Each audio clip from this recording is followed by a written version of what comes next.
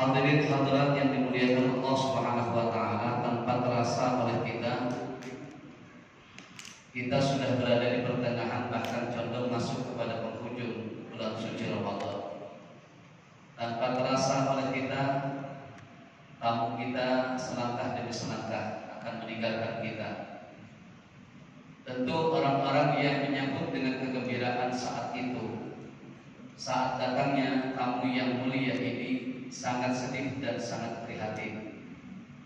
Sedih dikala mana mereka itu tidak membekali dan tidak menyambut dengan sangat tamu-tamu kita ini. Prihatin kalau mungkin kita melihat kondisinya tidak ada peningkatan grafik keimanan dan ketakwaan kita. Karena pada hakikatnya bulan ini berbeda dengan bulan-bulan lainnya. Oleh karena itu hadirat yang dimuliakan Allah Subhanahu wa taala, sebelum membahas nuzulul Quran, ada 4 kemuliaan yang Allah berikan kepada kita di bulan suci Ramadan ini. Kemuliaan yang pertama, bahwa Ramadan dikenal sebagai syahrul ibadah. Kenapa disebut syahrul ibadah? Karena memang balasannya berlipat ganda, berbeda dengan bulan-bulan lainnya.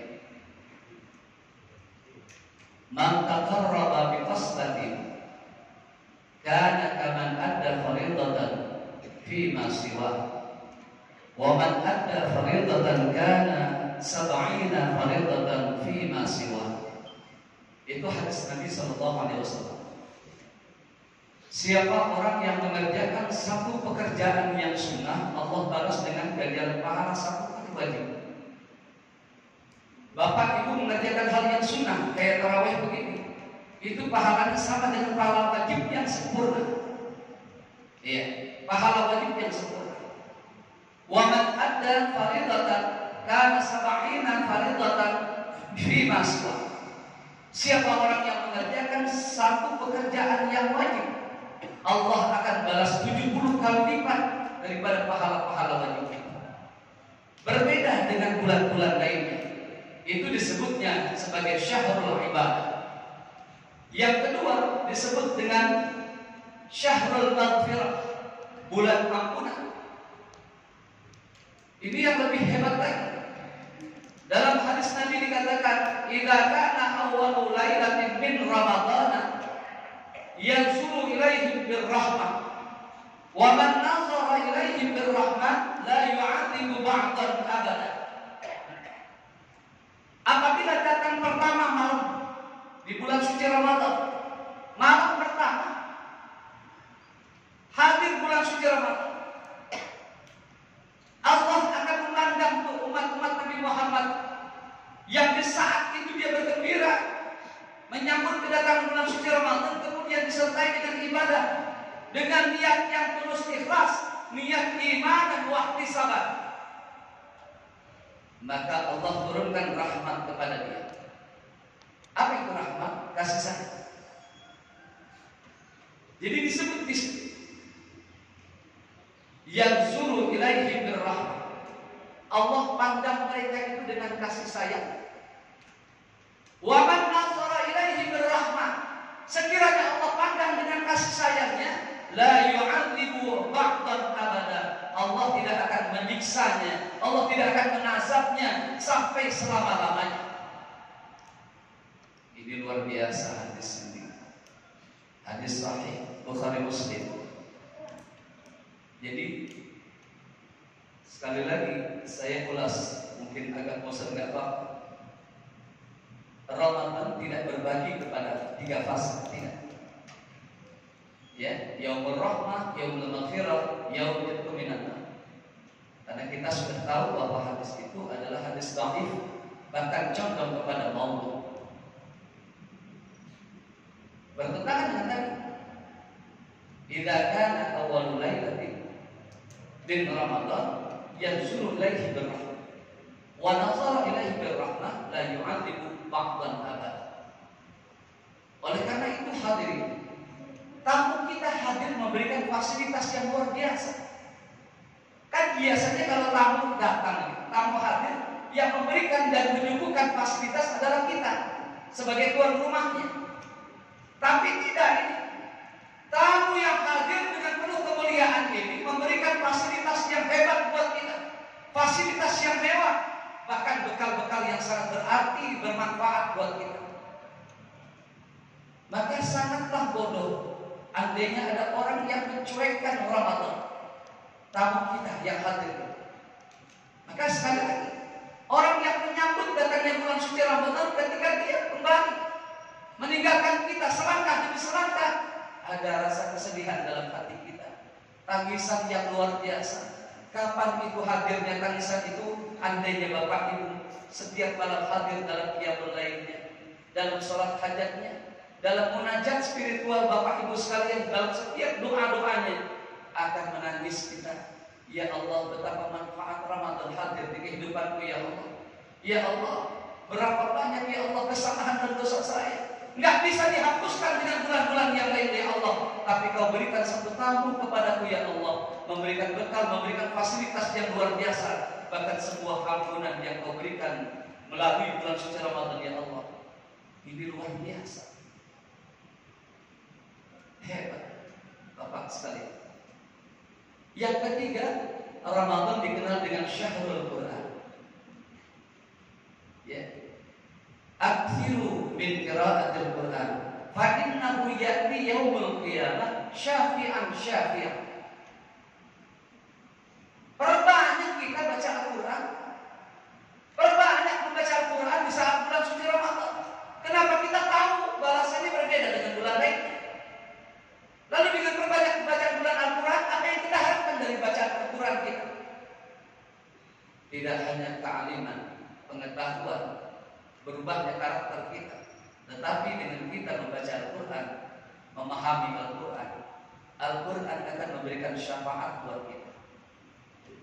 Bukan cuma Rasulullah SAW yang memberikan syafaat yang begitu tinggi dan besar, tapi Al-Quran pun akan memberikan syafaat kepada kita.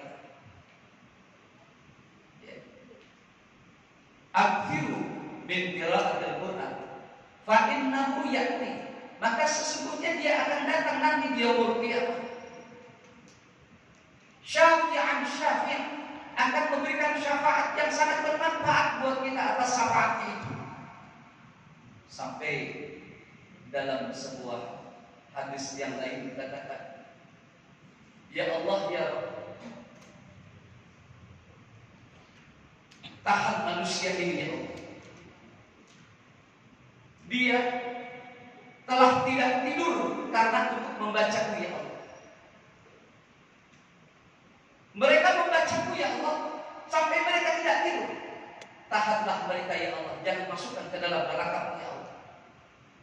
Izinkan aku untuk memberikan syafaat kepada mereka ya Allah. Tuh, Al-Quran akan bicara. Bapak Ibu hadirin hadirat sekalian, itu yang ketiga. Yang keempat, Syahrul Jihad. Bulan Ramadan itu dikenal dengan bulan jihad. Rajakna min jihadil asghar ila jihadil akbar. Ketika Rasulullah kembali dari perang Badar beserta sahabatnya, sahabat bertanya, ya Rasul, adakah perang yang lebih besar dari ini? Kata Rasulullah SAW, rajakna min jihadil akbar, min jihadil asghar ila jihadil akbar. Kita baru saja kembali dari peperangan yang kecil menuju peperangan yang besar. Bingung sahabat Rasulullah SAW. Kenapa bingung? Karena pada saat perang Badar itu perang yang sangat dahsyat, yang paling besar. Di saat itu kaum muslimin banyak yang wafat, yang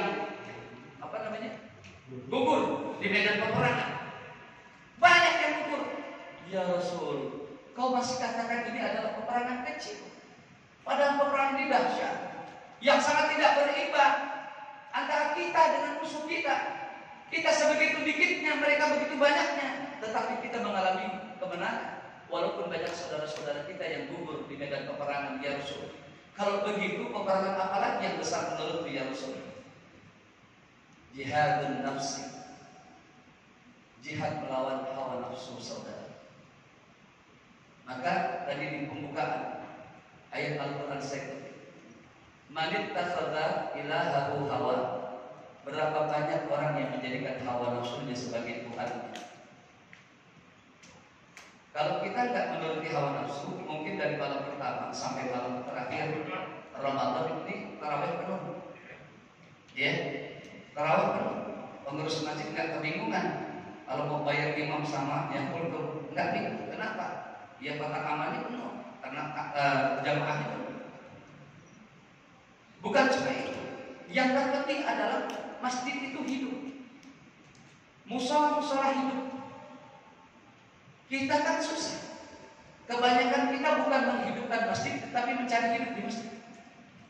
Kebanyakan, coba di mana ada pengurus-pengurus masjid yang tidak bermasalah? Banyak yang bermasalah, apalagi masjid yang telah diwakafkan. Lalu keluarganya nazirnya itu masih ikut campur urusan begini. Luar biasa. Hawa nafsu. Bukan cuma hawa nafsu menahan lapar dan dahaga. Tetapi yang lebih dominan adalah nafsu, hawa nafsu. Hawa nafsu amarah, hawa nafsu ingin membicarakan keburukan orang lain, hawa nafsu seksual dan hawa nafsu yang lain-lain. Maka pantas Rasulullah sampaikan, kam min shaimin laisa lahu min siyamihi illa al-ju'a. Berapa banyak orang yang berpuasa tapi tidak mendapatkan apa-apa dari puasanya kecuali lapar dan dahaga. Nah, hadirin hadirat yang dimuliakan Allah, malam ini boleh bisa disebut syahrul Quran, malamnya Al-Quran. Kita memperingati nuzulul Quran karena memang tanggal 17 Ramadan Allah turunkan Al-Quran. Yang kita ambil hikmahnya adalah kita harus banyak belajar dan membaca Al-Quran sebagai kitab kita. Kadang-kadang kita terlalu bangga dengan Al-Quran. Al-Quran hebat, mukjizat paling besar. Iya, tapi baca nggak pernah. Di rumah Al-Quran cuma buat hiasan. Di bupet-bupet kita, ya, setahun sekali kita ambil dalam keadaan berselimut debu Al-Quran. Kita baca seperlunya doa. Setelah itu ya sudah. Kadang-kadang kita nggak ada niat untuk membaca Al-Quran secara khatam Quran. Ramadan itu harusnya berlomba-lomba untuk menghatamkan Quran. Tapi kita enggak. Yang kita hatamkan adalah gadget HP. HP. Ya, ini luar biasa. Hadir. Nuzulul Quran berkaitan dengan malam Lailatul Qadar. Imam Syafi'i itu meyakini jatuhnya malam Lailatul Qadar itu pada malam ke-21. Boleh saja ya kalau orang berhujjah ya. Karena ulama sekelas Imam Syafi'i itu berhujjah memang pada tempatnya. Jadi beliau berhujjah, berpendapat bahwa malam Lailatul Qadar jatuh pada setiap malam 21. Terserah kita mau yakin kepada yang mana. Tapi yang jelas Rasulullah sampaikan malam Lailatul Qadar itu 10 malam terakhir. Dari malam 21, 23, 25, 27, 29. Tinggal bagaimana kita. Apa yang harus kita lakukan di malam Lailatul Qadar? Kembali lagi sebuah syair makalah yang saya sampaikan kemarin. Fi kayansha kullu insan litilawati wal qiyam wa yusaffat kullu syaitan wa yukabbar min mahal. Hai Ramadan, padamu berikan semangat kepada manusia-manusia itu litilawati wal qiyam untuk menambah bacaan-bacaan mereka dan tegak bersungguhan di malam hari. Tegak berkesungguhan di malam harinya dalam rangka ibadah kepada Allah Subhanahu wa Ta'ala. Kalau mereka bisa jalankan itu saja, dua. Dia baca Al-Quran, dia bangun malam tegak berkesungguhan dengan segala niat yang ikhlas, mengharap daripada balasan Allah, mengharap ridha Allah, ya, dengan sebuah pengharapan. Boleh saja. Apa yang akan terjadi? Wa yusaffat kullu syaitan. Dia akan bisa membelenggu setan. Saudara, Bapak Ibu hadirin hadirat, kita nggak bisa membelenggu setan. Pertanyaan kita, dengan tali apa kita akan membelenggu setan? Mengikat setan dengan tali model apa? Dengan besi baja, rantai baja yang sekuat apapun setan tetap nyelos, tetap bisa terlepas dari itu semua. Jadi yang dimaksud wa yuftafa kullu syaitan. Kita bisa membelenggu syaitan itu adalah dengan amal ibadah kita. Sepanjang Ramadan kita malas, kita cuekkan tamu kita Ramadan ini, kita nggak sambut dengan kemeriahan, kita nggak sambut dengan ibadah-ibadah kita nggak akan bisa membelenggu syaitan. Maka pantas kalau setiap Ramadan berjalan, tetap aja ada orang yang berbuat maksiat. Ya, Ramadan si Ramadan, tapi kadang-kadang ya ada yang mengganggu kita. Ya, kadang-kadang tuh kalau Ramadan ya ibu-ibu tuh pakaiannya masih juga belum bisa dijaga. Ya, Bapak Ibu sekalian, ini mohon maaf. Ibu kelihatan satu helai rambut saja. Satu helai rambut ibu kelihatan kepada yang bukan mahramnya. Ya, kepada yang bukan mahramnya, ibu telah menjerumuskan 4 orang laki-laki di rumah. Siapa dia? Orang tua ibu yang ibu jebloskan ke neraka, suami ibu yang dijebloskan ke neraka, dan saudara laki-laki dari ibu. Itu akan dijebloskan ke neraka. Kenapa? Karena memperlihatkan aurat. Apalagi kalau sekarang saya melihat, masya Allah. Ya. Lalu apalagi yang terjadi di bulan suci Ramadan? Begitu asiknya dia merokok di hadapan umum. Ya, kalau dulu sih masih ada tuh slogan-slogan. Ya, hormati orang yang tidak berpuasa. Ini kadang-kadang saya bingung nih kalau kalimat ini. Ya, masih ada nggak kira-kira orang yang berslogan ini? Kalau masih ada yang begini, perlu pertanyaan. Ini orang punya loyalitas terhadap agamanya atau tidak? Ini orang munafik atau tidak? Saya takutnya dia zindik. Zindik itu orang yang menyembunyikan kekafirannya dalam sebuah kemunafikan. Ini repotin yang begini. Bapak Ibu sekalian, sebenarnya kalau belajar itu, belajar yang betul, punya sanad guru yang baik. Kadang-kadang saya bingung, boleh mengedepankan tentang masalah akhlak. Kan orang menyebutnya begini, buat apa orang pintar kalau nggak berakhlak, kan begitu katanya. Buat apa ibadah kalau nggak berakhlak? Betul. Saya nggak menyalahkan itu. Tapi selama ini mereka untuk mendapatkan akhlak yang dia punya, akhlak yang baik itu yang seperti apa? Nggak mungkin orang yang tidak pernah ngaji, yang tidak pernah hadir ke majelis-majelis ilmu dia berakhlak, enggak. Kenapa? Ayat jelas. Yarfa'illahu alladziina aamanu minkum walladziina utul 'ilma darajat. Allah mengangkat derajat itu kepada orang-orang yang beriman. Beriman itu yang takwa. Selain itu apa? Yang berilmu. Kalau sudah dia bertakwa, berilmu, baru dia punya adab.